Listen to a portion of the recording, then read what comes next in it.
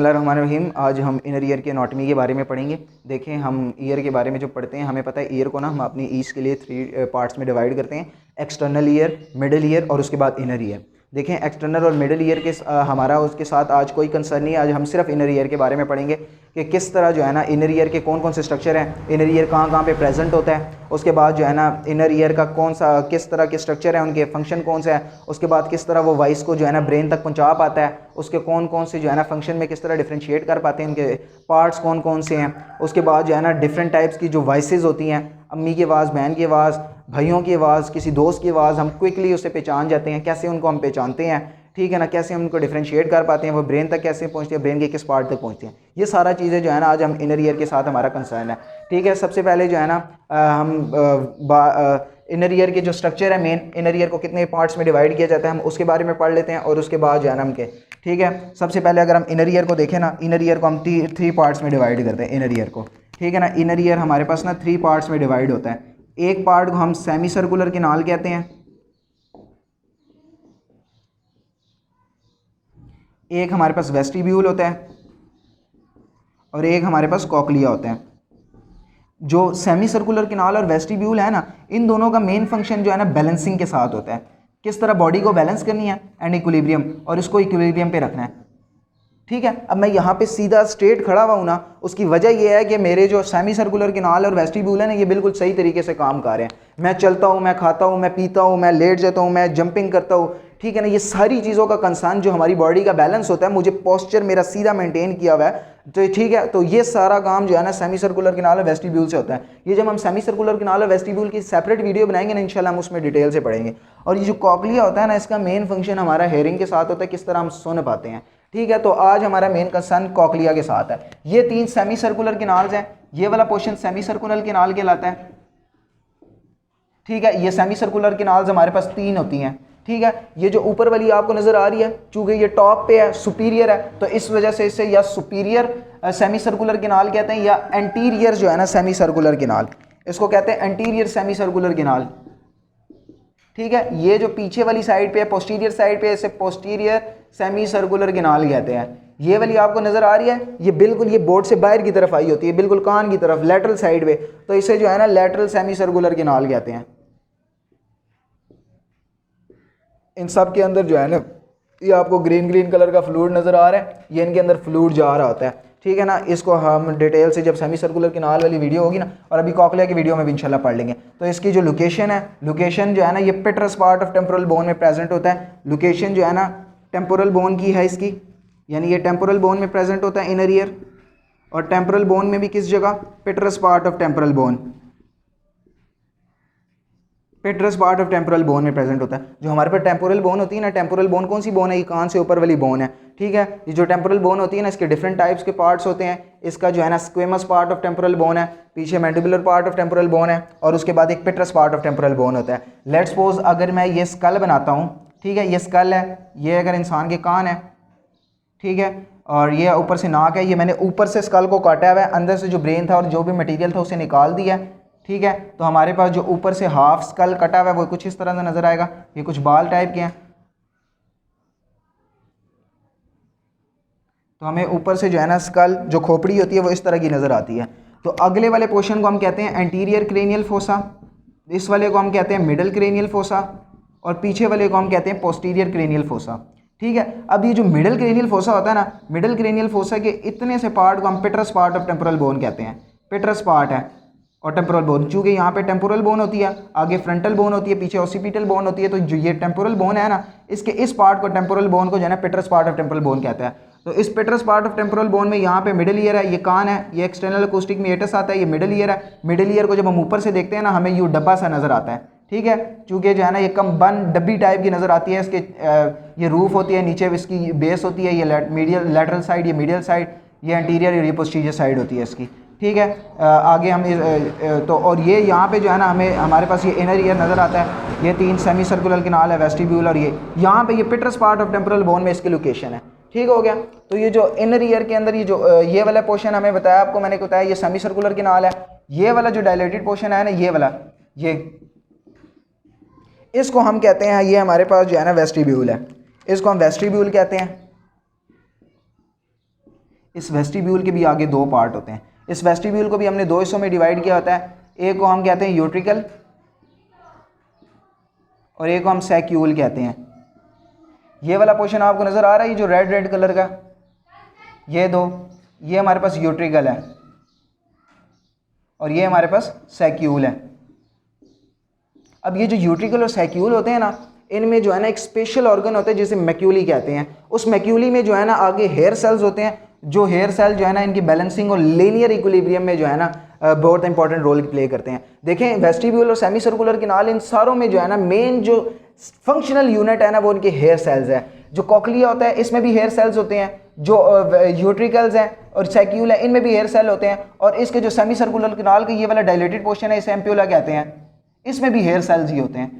इन तीनों में hair cells होते हैं और इन तीनों में जो है ना मेन स्ट्रक्चर क्या है, इनका सेमी सर्कुलर कैनाल है। सेमी सर्कुलर कैनाल और ये जो यूट्रिक वेस्टिब्यूल है और कॉकलिया, ये तीनों बोन से मिलके बने होते हैं, ठीक है ना। इनको बोनी लैब्रिंथ कहते हैं। ये बोन है, हड्डी है पूरी, ठीक है ना। हड्डी के अंदर जो है ना ये नरम नरम सी जो है ना वेस्टिब्यूल टाइप की जा रही है, यानी एक टनल है, टनल के अंदर जो है ना पाइप जा रहा है। जिस तरह हमारे पास टनल होते हैं नीचे से जो, और उसके अंदर जो है ना सीवरेज के सिस्टम के लिए पाइप जा रहे होते हैं, तो ये बिल्कुल उसी तरह का सिस्टम है। ये हड्डी थी पूरी, 3 बोन्स थी, उसके अंदर जो है ना ये नरम नरम सा पाइप जा रहा है, पाइप के अंदर फ्लूइड होता है, ठीक है ना। उस फ्लूइड को एंडोलिम्फ कहते हैं और आगे हमको अब बताते हैं आपको, ठीक है ना। ये जो है ना सारा पाइप एक किस्म का जा रहा है, ये जो ग्रीन ग्रीन कलर का आपको नजर आ रहा है, ठीक है, ये सारा इसके अंदर फ्लूइड पड़ा हुआ है, ये सारा इसके अंदर फ्लूइड पड़ा हुआ है। जो ग्रीन ग्रीन कलर का जो पाइप टाइप का, इसको कहते हैं मेम्ब्रेनस लैम्ब्रेथ, चूंकि ये मेम्ब्रेन है।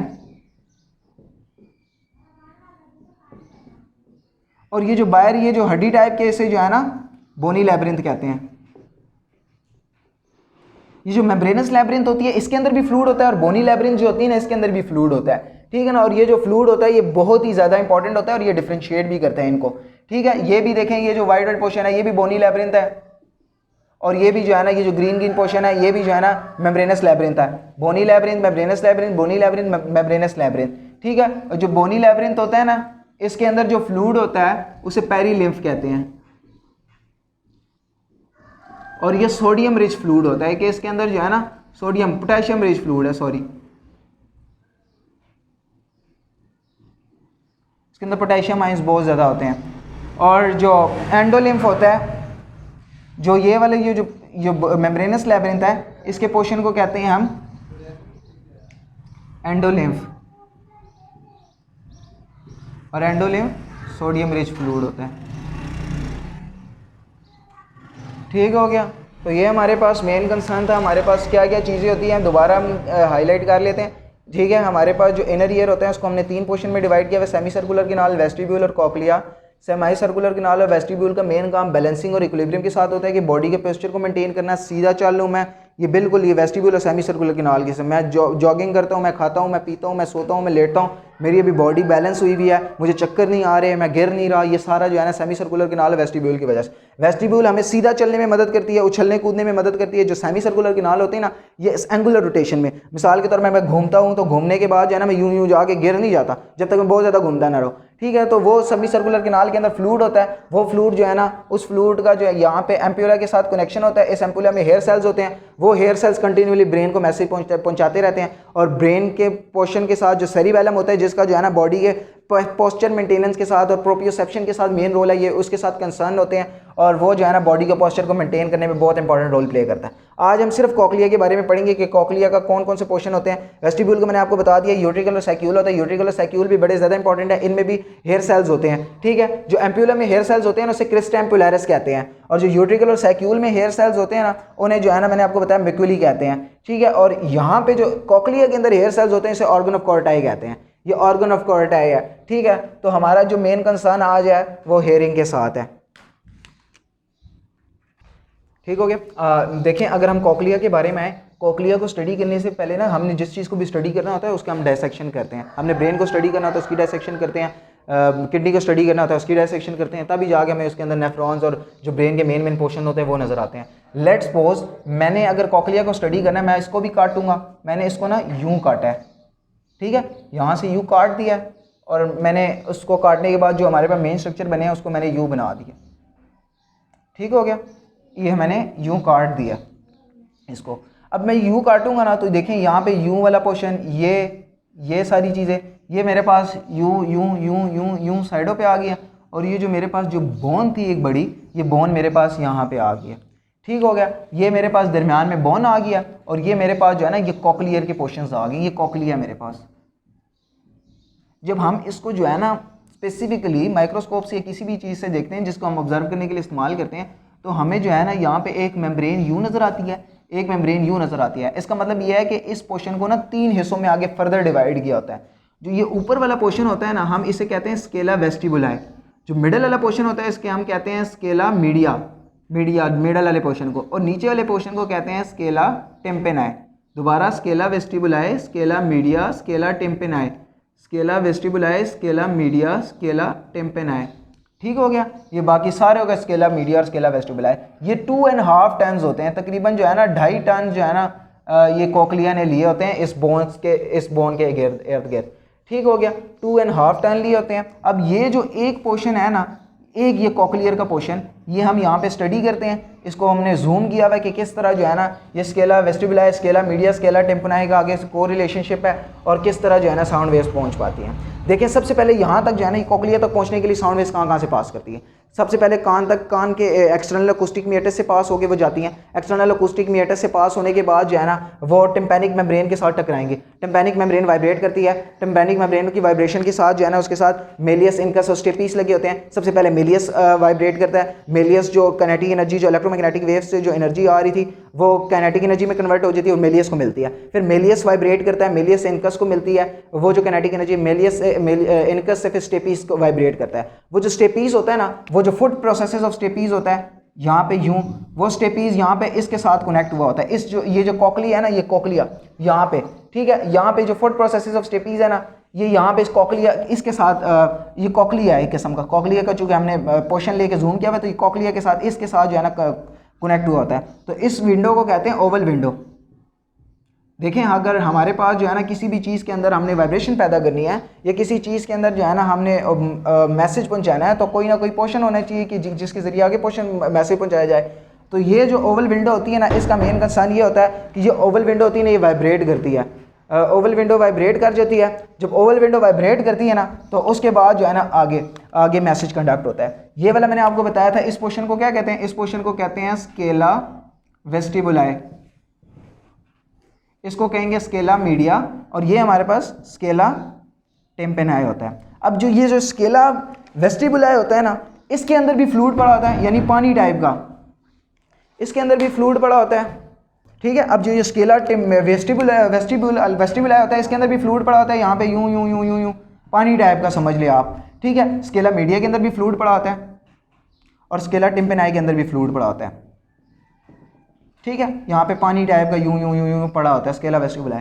अब जो ये जो स्केला वेस्टिबुलाई है ना, इसके अंदर जो फ्लूइड पड़ा होता है ना, उस फ्लूइड का नाम हम देते हैं पेरिलिम्फ। जिस तरह हमारे पास लिम्फ होता है वाइट टाइप का, ठीक है ना, जो हमारा लिम्फेटिक सिस्टम में लिम्फ होता है, उस टाइप का पेरिलिम्फ है ये। तो ये जो स्केला मीडिया है, इसके अंदर जो लिम्फ फ्लूइड पड़ा होता है उसको हम कहते हैं एंडोलिम्फ इसके अंदर। और ये जो स्केला टेम्पेनाई होता है, इसके अंदर भी जो फ्लूइड पड़ा होता है ना, उसको हम कहते हैं पेरिलिम्फ। ठीक है, मैंने आपको बताया था जो स्केला वेस्टिबुलाई और स्केला मीडिया होते हैं ना, ये वाले दो पोर्शन।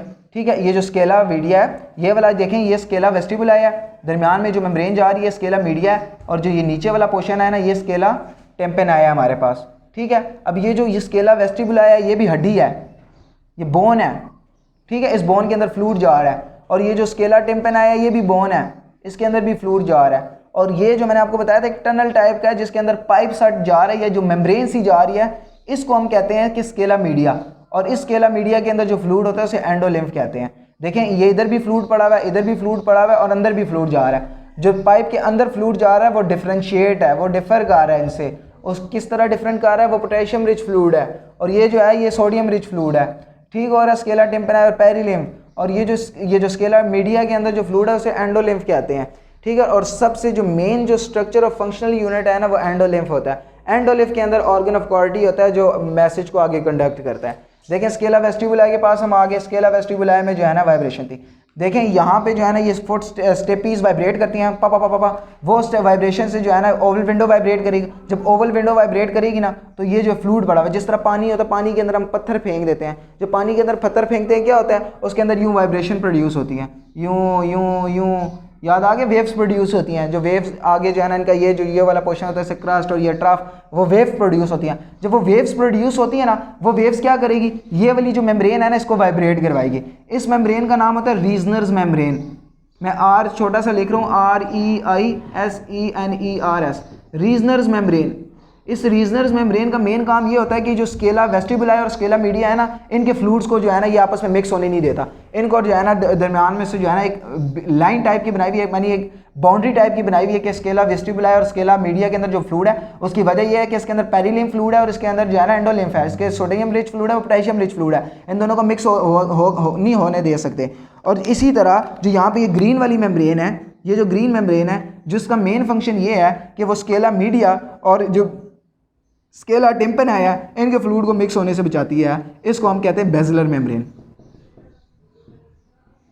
और ये बेजलर मेम्ब्रेन जो है ना ये बहुत ही ज़्यादा इंपॉर्टेंट मेम्ब्रेन है, ठीक है ना, बहुत ही ज़्यादा इंपॉर्टेंट मेम्ब्रेन है क्योंकि ये बेसमेंट मेम्ब्रेन है, इसके नीचे अक्सर जो फ्लूइड होते हैं, ठीक हो गया। तो ये जो स्केला टिम्पनाई होता है इसके अंदर भी जो फ्लूइड होता है इसे जो है ना पेरिलिम्फ कहते हैं, ठीक है। और ये बेजलर मेम्ब्रेन आपको मैंने बताया कि Baszler membrane is very important. Baszler membrane की ये जो बेसमेंट मेम्ब्रेन है ये बहुत ज़्यादा इंपॉर्टेंट होती है। बहुत सारी बीमारियां ऐसी होती हैं जो जेनेटिक प्रॉब्लम्स होती हैं जिसमें जो जीन होता है, ठीक है, वो जीन जो है ना जो बेजलर मेम्ब्रेन को बनाने वाला जीन्स होता है CD848, वो जो है ना जीन एब्सेंट हो जाता है। जब वो जीन एब्सेंट होता है ना तो बेजलर मेम्ब्रेन नहीं बन पाती। जो बेजलर मेम्ब्रेन नहीं बन पाती ना, जो ये हेयर सेल्स होते हैं ना, ये हेयर सेल्स मुश्किल से वाइब्रेट करते हैं और इनको जो स्टेबल होने में मदद बहुत मुश्किल से मिलती है, या जो है ना ये बहुत कम बन पाती है, जिसकी वजह से हेयरिंग लॉस जो है ना वो बचपन से ही होती है, ठीक हो गया। तो यहाँ पे हमारे पास मैंने आपको बताया कि जैसे ही जो है ना ओवल विंडो वाइब्रेट करेगी, स्टेपीज़ ने क्या किया, स्टेपीज़ ने ओवल विंडो को वाइब्रेट कराने में मदद दी।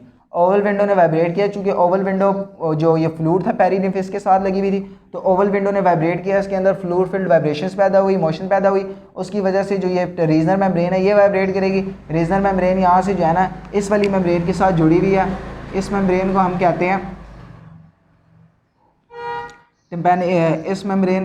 तो ये जो है ना ये मेम्ब्रेन वाइब्रेट करेगी, इस मेम्ब्रेन के वाइब्रेशन से ये वाली मेम्ब्रेन वाइब्रेट करती है। अभी मैं आपको इसका नाम बताता हूँ।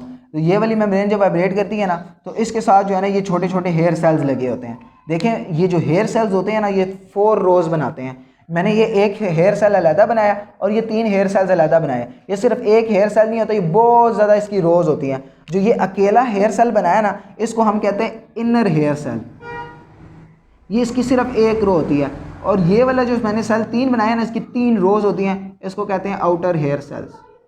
ये जो आउटर हेयर सेल्स होते हैं ना ये बहुत ज़्यादा इंपॉर्टेंट है। इनर हेयर सेल्स कम होते हैं, तकरीबन 800 से 1000 होते हैं ये इनर हेयर सेल्स, और आउटर हेयर सेल्स जो होते हैं ये तकरीबन 12000 से 15000 तक आउटर हेयर सेल्स एक कॉकलिया के जो ये पोर्शन होता है इसमें मौजूद होते हैं। और जो आउटर हेयर सेल्स है ना मेन जो 95% से 98% जो हमारे ब्रेन तक हेयरिंग के प्रोसेस को पहुँचा पाते हैं वो जो है ना आउटर हेयर सेल पहुँचाते हैं। इनर हेयर सेल जो है ना इनका काम थोड़ा सा मॉड्यूलेशन और एम्पलीफिकेशन होता है कि जो साउंड वेव्स आ रही है उसको मॉडिफाई करे और एम्पलीफाई करें। देखें जो हमारी एपिटेम्पैनिक मेम्ब्रेन होती है वो ऑलरेडी जो है ना इतनी बड़ी होती है और जो ओवल विंडो होती है छोटी सी होती है। तो हमारी जो साउंड वेव्स यहाँ पे पहुँच रही है वो ऑलरेडी 22 से 25 टाइम 23 टाइम जो है ना एम्पलीफाई होके पहुँचती हैं। जब वो एम्पलीफाई होके पहुँचती हैं तो ये स्केला भी अभी जो है ना स्केला जो वेस्टिबुल है इसमें अंदर वाइब्रेशन प्रोड्यूस करेगी। वो वाइब्रेशन प्रोड्यूस करने से मैंने आपको बताया रीजनल मेम्ब्रेन वाइब्रेट करे, उसके अंदर जो एंडोलिम्फ का फ्लूइड है वो वाइब्रेट करेगा। अब जो मेन जो कंसर्न और मेन जो स्ट्रक्चर है ना वो ये जो है ना ऑर्गन ऑफ कॉर्टी, आपको यहाँ से लेकर यहाँ तक ये जो स्ट्रक्चर नज़र आ रहा है ना ये वाला, ये जो मैं हाईलाइट कर रहा हूँ ये, इसको कहते हैं ऑर्गन ऑफ कॉर्टी। और ये जो है ना हमारे सुनने के लिए जो हमारा ऑर्गन ऑफ कॉर्टी ये बहुत ज़्यादा इंपॉर्टेंट है। अगर इस ऑर्गन ऑफ कॉर्टी में कोई भी एक चीज़ डैमेज हो जाती है ना तो हमारे जो हेयरिंग लॉस है वो मतलब इंसान डेफ बन जाएगा और कुछ भी उसको सुनाई नहीं देगी और ना ही जो है ना वो डिफ्रेंशिएट कर पाएगा। अभी इसके बाद हम बहुत सारी बीमारियों के बारे में पढ़ेंगे कि किस तरह जो है ना ये हेयरिंग लॉस होती है तो कौन कौन सी बीमारियाँ होती हैं। मैंने आपको बताया जो लाल लाल कलर के सेल्स है इन्हें आउटर हेयर सेल्स कहते हैं, ये वाला इनर हेयर सेल है। ये वाली जो नीचे मैंने आपको मेम्ब्रेन बताई ग्रीन वाली इसको बेजलर मेम्ब्रेन कहते हैं। इस बेजलर मेम्ब्रेन का मेन काम मैंने आपको बताया था, इसका मेन काम क्या है कि जो पेरिलिम्फ है और एंडोलिम्फ है इसको मतलब मिक्स होने से बचाता है और जो है ना ये सपोर्ट भी प्रोवाइड करता है। उसके बाद जो ये वाले सेल्स आपको नज़र आ रहे हैं ये एंडोथीलियल सेल है सिंपल, इसका मेन काम ये होता है कि ये जो है ना, इसको जो हेयर सेल्स होते हैं ना, ये हेयर सेल्स, इनको हेयर सेल्स कहते हैं क्यों? क्योंकि ये हमारे बालों की तरह बिल्कुल पतले होते हैं, ठीक है ना। जिस तरह हमारे बाल होते हैं इधर उधर गिर सकते हैं, वाइब्रेट कर सकते हैं, बिल्कुल ये हेयर सेल जो है ना, इनको भी सपोर्ट की ज़रूरत होती है, इनको भी न्यूट्रिशंस की ज़रूरत होती है।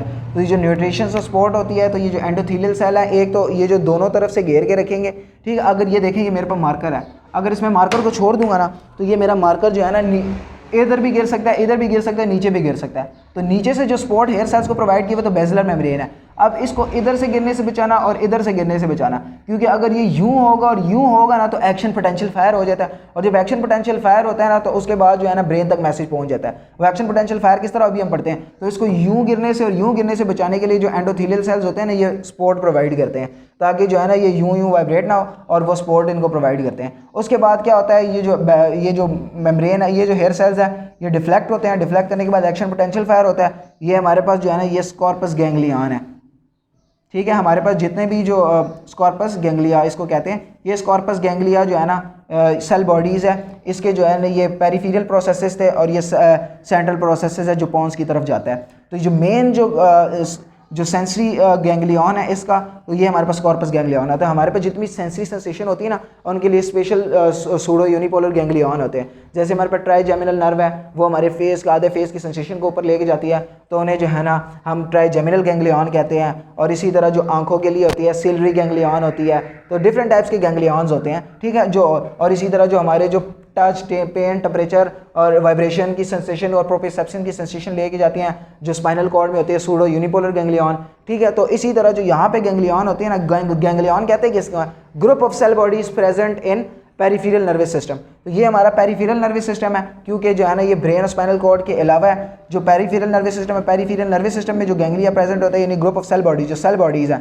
सेल बॉडीज़ के हमें पता है एक्सॉन्स होते हैं, जो सेल न्यूरॉन होते हैं एक्सॉन्स होते हैं, और डेंड्राइट्स होते हैं। तो इसके एक्सॉन यू भी जा रहे होते हैं, यू भी जा रहे होते हैं। फिर यहाँ पे ये जो है ना एक्सॉन टर्मिनल हेयर सेल्स के साथ कनेक्ट होते हैं, और हेयर सेल से मैसेज लेके यहाँ पे आते हैं, और यहाँ से जो है ना ये एक्शन पोटेंशियल जो फायर होता है, यहाँ पे मतलब एक्शन पोटेंशियल जो पॉजिटिव साइंस आ जाता है, इसका मतलब एक्शन पोटेंशियल फायर हो रहा है। तो एक्शन पोटेंशियल फायर होने के बाद ये जो है ना इसे पॉन्स तक मैसेज लेके जाते हैं, और पॉन्स में जो है ना हमारे पास जो मेन हमारे पास सेंटर होता है, ठीक है ना, ऑलवेरी सेंटर, उसको पहचानने में। अब हम देखते हैं कि किस तरह जो है ना एक्शन पोटेंशियल को फायर किया जाता है। एक्शन पोटेंशियल किस तरह जो है हमारे पास फायर हो जाता है, ठीक है। एक्शन पोटेंशियल के बारे में पढ़ने से पहले ना हम एक हेयर सेल बाहर निकालेंगे और उस हेयर सेल्स के बारे में पढ़ते हैं। ये वाली चीज़ मैं मिटा देता हूँ ताकि जो है ना हमारे पास ईजी हो सके, हम ईजीली स्टडी कर सकें इसको। ठीक हो गया। देखें, अगर हमारे पास एक हेयर सेल है, एक हेयर सेल्स को मैं यू बनाता हूँ, ये मेरे पास एक हेयर सेल है। एक हेयर सेल में देखें, मैंने आपको बताया कि जो हेयर सेल है, इस हेयर सेल में देखें एक ये वाले जो पोर्शन है ना, ये वाला पोर्शन थोड़ा सा बड़ा होता है, और बाकी ये वाला पोर्शन ना थोड़े से छोटे छोटे से होते हैं, ठीक है। अब ये जो छोटे से पोर्शन होते हैं ना, इसको हम कहते हैं स्टीरियोसीलिया। ये जो छोटे छोटे से हेयर सेल्स हैं, ठीक है ना, यानी इसकी उंगलियां टाइप की निकली, जिस तरह हमारी बड़ी उंगली सबसे बड़ी, इसी तरह जो हेयर सेल्स होते हैं ना, इसके यूं पोडोसाइट्स बने होते हैं इनके छोटे छोटे से। और इसके जो बड़ा वाला होता है ना, इसको कैरियोसीलियम बोलते हैं, कैरियोसीलिया बोलते हैं, ठीक है, कैरियोसीलियम, ठीक है। अब हमारे पास जो है ना ये जो हेयर सेल्स होते हैं ना, ये आपस में एक दूसरे के साथ जो है ना कैडहेरिन प्रोटीन होती है, उसके साथ ये एक दूसरे के साथ कनेक्ट हुए होते हैं।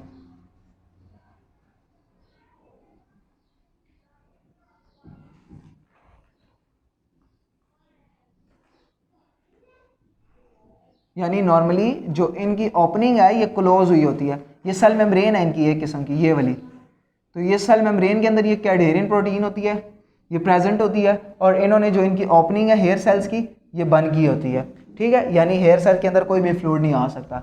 लेकिन जैसे ही जो है ना यहाँ पे कोई आवाज़ आती है, या किसी किस्म की पियानो की आवाज़, किसी भी चीज़ की आवाज़, तो यहाँ पे ओल विंडो वाइब्रेट करेगी, यहाँ पे वाइब्रेशन प्रोड्यूस होंगी। वाइब्रेशन प्रोड्यूस होने के साथ ये रीजनल मेम्ब्रेन वाइब्रेट करेगी। उसके बाद जो इसके अंदर फ्लूइड है ये वाइब्रेट करेगा, ठीक है। जब ये फ्लूइड वाइब्रेट करेगा ना, तो ये जो फ्लूइड जो हेयर सेल्स होते हैं ये ऊपर नीचे राइट यूँ लेफ्ट राइट फ्लूइड वाइब्रेट कर रहे होते हैं। जब ये वाइब्रेट करेगा ना, तो ये जो स्टीरियोसीलिया है ना, तो ये बीट करेंगे कैरियोसीलिया की तरफ। यानी ये जो छोटे वाले हेयर सेल्स है ये यूँ यूँ यूँ, ये जो है ना छोटे हेयर सेल्स हैं इसकी तरफ मूव करेंगे।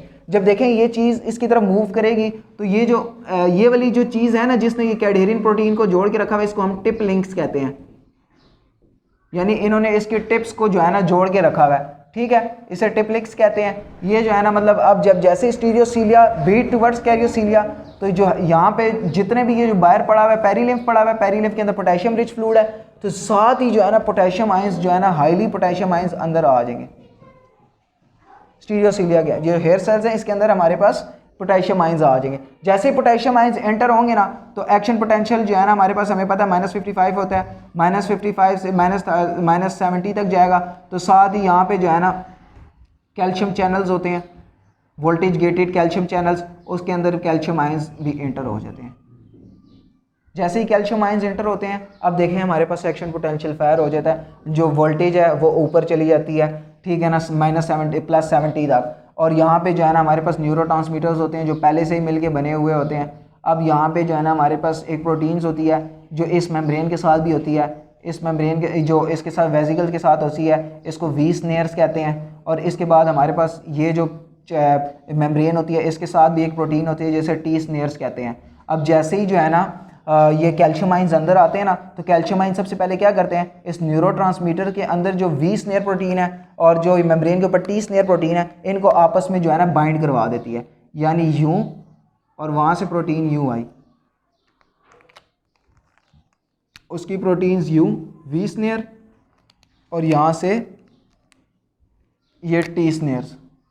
जब ये आपस में बाइंड करते हैं ना तो ये न्यूरोट्रांसमीटर के जो वेसिकल्स होते हैं ना उसको यूं नीचे खींचने में मदद करते हैं। तो उसके बाद क्या होता है, उसके बाद जो है ना ये यूं फ्यूज़ कर जाती है इसके साथ, और जो इसके अंदर न्यूरोट्रांसमीटर्स हैं यानी ग्लूटामेट वो रिलीज़ हो जाते हैं। अब जब ग्लूटामेट रिलीज़ होता है ना, वो ग्लूटामेट क्या करेगा, वो ग्लूटामेट यहाँ से रिलीज़ हुआ, एक्शन पोटेंशियल फायर कर दिया, न्यूरोट्रांसमीटर रिलीज़ हुआ, यूं एक्शन पोटेंशियल फायर हुआ, कॉर्पस गैंग्लियॉन्स के पास मैसेज आया, और उसके बाद जो है ना ब्रेन तक मैसेज पहुंच गया, ठीक है। तो देखिए हमारे पास जो आपको इजीली पता लग गया कि किस तरह जो है ना हमारे पास मैसेज पहुंच पाता है। उसके बाद जो अब हम डिफरेंशिएट किस तरह वॉइस में कर पाते हैं, देखिए मैं आपको जो है ना ये एक डायग्राम बना के दिखाता हूँ। लेट्स सपोज अगर हम जो है ना इस कॉकलिया को अनवाइंड कर दें, यानी इसको खोल दें, तो हमारे पास जो है ना ये कॉकलिया कुछ इस टाइप का बनेगा, ठीक है, ये कुछ इस टाइप का बनेगा हमारे पास कॉकलिया। और इसके अंदर हमें पता है कि ये मेम्ब्रेन टाइप की जार रही थी, ये टनल टाइप का जार होता है। ये हमारे पास बोनी लैब्रिंथ है जिसके अंदर पेरीलिम्फ है, और ये हमारे पास जो मेम्ब्रेनस लैब्रिंथ है, और इसके पास हमारे पास एंडोलिम्फ होता है। ये हमारे पास बोनी लैब्रिंथ है, उसी तरह ये जो मेम्ब्रेन जार है इसके अंदर पेरीलिम्फ जार है, ठीक है। ये बोनी लैब्रिंथ है, इसके अंदर जो है ना जो मेम्ब्रेनस लैब्रिंथ होती है, एंडोलिम्फ होता है, इसके अंदर हमारे पास ऑर्गन ऑफ कॉर्टी होता है। यहाँ पे यूँ ये हेयर सेल्स आ गए, डिफरेंट टाइप के ऑर्गन ऑफ कॉर्टी होता है, इसके अंदर यूँ यूँ यूँ हेयर सेल्स मौजूद होते हैं, outer hair cells, inner hair cells, ये लेट्स सपोज यहाँ पे मौजूद है। ये बेंड करते हैं, जैसे ही साउंड वेव्स आती हैं यहाँ पे हमारे पास ओवल विंडो होती है, ओवल विंडो वाइब्रेट करेगी यानी वाइब्रेशन प्रोड्यूस होंगी, वो यूँ जो है ना वाइब्रेशन इस मेम्ब्रेन में प्रोड्यूस कर देगी। ये रीजनस मेम्ब्रेन है जिसने जो है ना ये जो स्केला वेस्टिबुला और स्केला मीडिया को डिफरेंशिएट किया हुआ है, ठीक है ना। स्केला तो ये जब वाइब्रेट करेगी तो इसके अंदर भी वाइब्रेशन पैदा होंगी, जब इसके अंदर वाइब्रेशन पैदा होगी हेयर सेल्स वाइब्रेट करेंगे, हेयर सेल्स की वाइब्रेशन से जो है ना मैसेज आगे कंडक्ट हो जाता है, ठीक हो गया। तो हेयर सेल्स की वाइब्रेशन से आगे मैसेज कंडक्ट होता है। तो देखें हमारे पास जो ये हेयर सेल्स होते हैं ना यहाँ पे, तो यहाँ पे एक स्पेसिफिक पोर्शंस होते हैं, ठीक है, वो स्पेसिफिक पोर्शन होते हैं, वो जो हाई फ्रीक्वेंसी की साउंड आती है ना, तो वो सबसे पहले जो है ना ये जो हमारे पास जो शुरू वाला पोर्शन होता है ना, ये वाला पोर्शन, ये वाला यहाँ से लेकर यहाँ तक, ये जो शुरू वाला पोर्शन होता है ना, इसको हाई फ्रीक्वेंसी साउंड वेव्स जो है ना वाइब्रेट कर पाती है। इसके अंदर जो ऑर्गन ऑफ कॉर्टी होता है ना, वो जो है ना थोड़े से स्टिफ होते हैं उसके हेयर सेल्स। तो हाई फ्रीक्वेंसी साउंड वेव्स जब आती है ना, तो वो यहाँ पे जो है ना मतलब श्रिंक कर, हाई फ्रीक्वेंसी साउंड वेव अक्सर जो है ना मतलब आपको पता है लेडीज़ की और उनकी होती है जो हाई पिच और हाई फ्रीक्वेंसी साउंड वेव्स होती हैं, ठीक है। तो इसको वाइब्रेट करवाती है। उसके बाद जो उससे मोटी साउंड वेव्स होती है, तो यहाँ से तकरीबन यहाँ तक वाला जो पोर्शन है, इसको जो है ना मतलब उससे मिडल फ्रीक्वेंसी वाली और जो सबसे जो लो फ्रीक्वेंसी वाली साउंड वेव्स है, वो जाके जो है ना इस बेस को जो है ना करवाती है, वाइब्रेट करवाती है। उसके बाद ये वाला पोर्शन है ना, इसको हेलिकोट्रीमा कहते हैं। इस हेलिकोट्रीमा का मेन फंक्शन ये होता है कि यहाँ पे जो है ना स्केला जो टिम्पेनाई होता है और जो स्केला वेस्टिबुलाई होता है, इन दोनों के फ्लूइड आपस में मिक्स कर जाते हैं, और उसके बाद जो है ना जो फ्लूइड मिक्स अप कर जाते हैं, उसकी वजह ये है कि जो फ्लूइड होता है ना, ये जो है ना हमारे पास एयर की तरह नहीं है कि एयर कंप्रेसिबल होती है, ये इनकम्प्रेसिबल फ्लूइड होता है। ये हमेशा ये वाइब्रेट करता रहता और बार बार जो है ना आवाज़ हमारे दिमाग में गूंजती रहती, बार बार एक्शन पोटेंशियल फायर होता है। तो उस आवाज़ के गूंजने को बचाने के लिए यहाँ पे एक राउंड विंडो होती है, ये राउंड विंडो भी इसके साथ वाइब्रेट करती है। जब ये राउंड विंडो वाइब्रेट करती है ना तो उसकी जो वाइब्रेशन होती है उसको कम करने में और फ्लूइड को स्टेबल करने में ये मदद करती है। तो ये हमारे पास पोर्शन था। उसके बाद जो है ना जो यहाँ से ये आपके पास ये नर्व जा रही है, ठीक है, यहाँ से जो ये वाली नर्व है, ये जब ये कॉकलिया से जो हेयर सेल्स होते हैं ये सारे मिक्स होके यूं जाते जाते ये नर्व बना लेती है।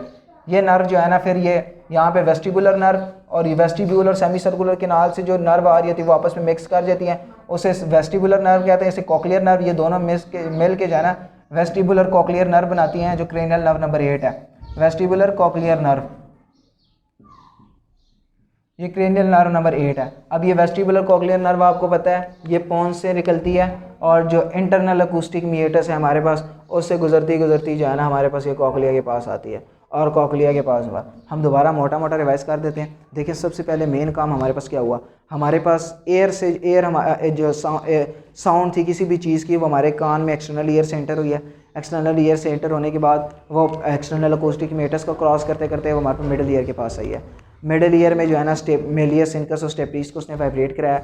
उसके बाद जो है ना जो कॉकलिया, उसके बाद ये कॉकलिया इनर ईयर के पास गई, कॉकलिया के पास गई। इनर ईयर में जो स्टेपीज था, फुट प्रोसेस ऑफ स्टेपीज, वो डायरेक्ट जो है ना जो कॉकलिया का जो मेन पोर्शन है ओवल विंडो उसके साथ कनेक्ट हुआ था। जब ओवल विंडो वाइब्रेट करेगी, ओवल विंडो जो है ना स्केला वेस्टिबुलाई के साथ कनेक्ट थी। स्केला वेस्टिबुलाई के अंदर जो फ्लूइड था उसे पेरिलियम फ्लूइड कहते हैं क्योंकि पोटेशियम रिच फ्लूइड है, ये वाइब्रेट करेगा। जो साउंड वेव जैसे ये मैंने आपको बताया ये पानी की तरह होता है, जैसे पानी में पत्थर फेंक दो तो वाइब्रेशन वेव्स प्रोड्यूस होती हैं। जब वेव्स प्रोड्यूस होती है ना तो उसके साथ जो है ना ये मेम्ब्रेन लगी तो रीजनल मेम्ब्रेन वाइब्रेट करेगी। ये इस मेम्ब्रेन को टेक्टोरियल मेम्ब्रेन कहते हैं, ये टेक्टोरियल मेम्ब्रेन,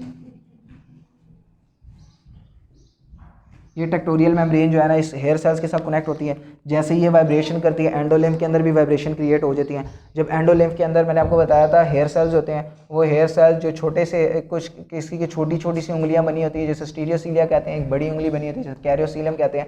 अब जब ये स्टीरियोसीलिया कैरियोसीलियम की तरफ मूव करता है ना तो इसके अंदर जो ये प्रोटीन है जो कैडहेरिन प्रोटीन को जोड़ के रख रहे हैं उसे टिप लिंक्स कहते हैं। वो टिप लिंक्स जो है ना ये टेंशन की वजह से स्ट्रेच करते हैं और इनके जो ये calcium gated potassium gated channel है ये खुल जाते हैं। पोटेशियम गेटेड चैनल्स खुलते हैं तो एक्शन पोटेंशियल जो थ्रेशोल्ड पोटेंशियल होता है वो फायर होता है -70 तक, ठीक है। वो उसके बाद वोल्टेज गेटेड कैल्शियम चैनल खुल जाते हैं, voltage gated calcium channels enter होते हैं।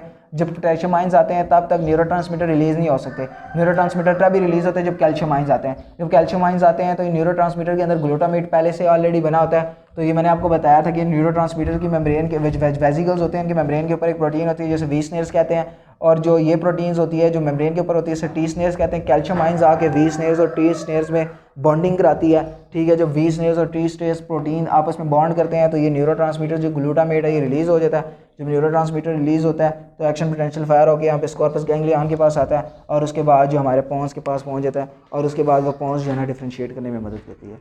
इंशाल्लाह उम्मीद है आपको ये वीडियो बहुत पसंद आई होगी।